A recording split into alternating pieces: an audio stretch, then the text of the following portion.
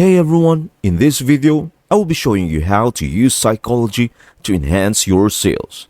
We are diving into another intriguing facet of psychological triggers. So without further ado, let's get started. The framing effect is all about presenting your offer or message in a way that makes it more appealing to your audience. Imagine facing a crucial medical decision where two doctors present identical statistics but frame them differently. One highlights an 80% chance of recovery, instilling hope, while the other emphasizes a 20% chance of failure, evoking doubt. This underscores how framing impacts decision making. Applying this to marketing, skillful framing shapes how your audience perceives your product or service, influencing desirability or urgency. Understanding the framing effect's power guides consumer choices and achieves marketing goals. In conclusion, framing's language and presentation wield immense influence. In marketing, how you frame your message can be pivotal in capturing attention, guiding choices, and achieving objectives. Next up, we have the intriguing IKEA effect. The IKEA effect is a psychological phenomenon that highlights how individuals tend to place a higher value on things they have had a hand in creating. We have all experienced it. Think of those memorable DIY furniture projects where meticulously assembling the pieces not only brings a sense of accomplishment but also instills a deeper appreciation for the final product. So, how can you put the IKEA effect into action in your marketing strategy? Encouraging feedback, comments, and surveys is a great starting point. These interactions create a dynamic dialogue, enabling your audience to actively contribute their thoughts and ideas. When people feel that their opinions matters and have an impact, they develop a sense of ownership in your brand's growth and direction.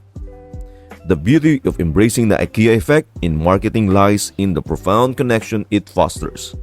When your audience feels like co-creators, they become emotionally invested in your brand's success. This emotional bond can lead to increased loyalty, advocacy, and a deeper attachment to your products or services. Now, let us explore the Pygmalion effect, also known as the Rosenthal effect.